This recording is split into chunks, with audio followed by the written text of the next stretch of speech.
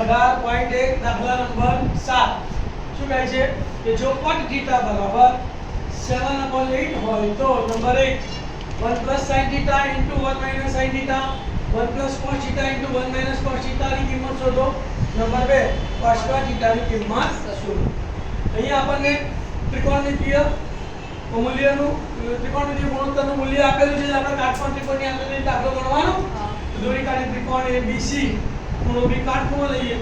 ખૂણો θ આપેલો છે લઈને આપણે θ ધારી લઈશું. તો શું લખીશું બોલો? ધારો કે કાટકોણ ત્રિકોણ ABC માં ખૂણો B બરાબર 90 અને ખૂણો A બરાબર θ છે. ચલો હવે કોનું મૂલ્ય આપેલું છે? cot θ બરાબર 7/8 કરું સૂત્ર શું લખવાનું? પાસેની બાજુ છેદમાં સામેની બાજુ. તો θ ની સામેની બાજુ કઈ આવશે? BC અને પાસેની બાજુ કઈ આવશે? AB. પાસેની બાજુ કઈ આવશે? AB. તો ધારી લઈશું. તો ધારો કે પાસેની બાજુ AB બરાબર 7 એટલે 7x અને સામેની બાજુ BC બરાબર 8x. પાયથાગોરસનો ઉપયોગ કરીને આપણે કર્ણો શોધી કાઢીએ તો શું થશે? AC² બરાબર AB² BC² માટે AC² બરાબર AB ની કિંમત કેટલી છે?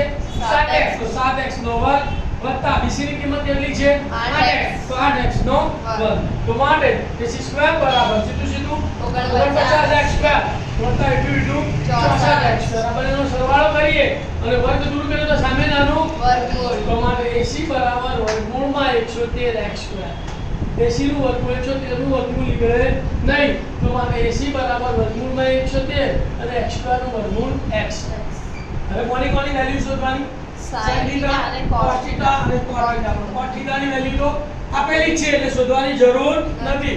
તો sin θ બરાબર સામેની બાજુ BC છેદમાં કર્ણ AC. BC નું માપ આપણે કર્ણનું માપ આપણે શોધી કાઢ્યું. કેટલું આવ્યું બોલો?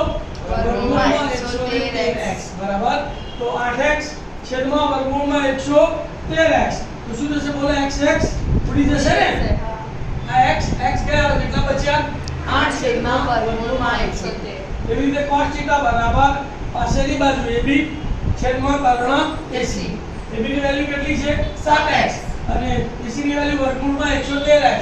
તો 7x છેદમાં 113x x ઉડી ગયા તો બરાબર 7 છેદમાં વર્ગમૂળમાં 113. હવે આપણે પહેલો દાખલો કરીએ કે 1 sin θ * 1 sin θ છેદમાં 1 cos θ * 1 sin θ બરાબર. તો જુઓ x + y x - y નું વિસ્તરણ છે. તો વિસ્તરણ શું થાય? x² - y² એટલે કે પહેલા પદનો વર્ગ ઓછા બીજા પદ. તો 1 નો વર્ગ 1 અને sin θ નો વર્ગ sin² θ. એવી રીતે 1 નો વર્ગ 1 cos θ નો વર્ગ cos² θ. તો 1 - sin² θ છેદમાં 1 - cos². હવે 1 - sin² θ બરાબર cos² θ થાય અને 1 - cos² θ બરાબર sin² θ. તો cos² θ / sin² θ બરાબર cot² θ. cot θ ની વેલ્યુ આપણી પાસે છે કેટલી?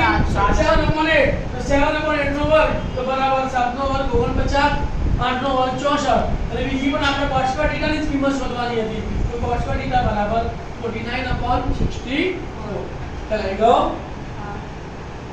વિદ્યાર્થી મિત્રો મારી ચેનલને લાઈક કરજો, સબસ્ક્રાઇબ કરજો અને શેર કરજો. ઓમ નમઃ શિવાય.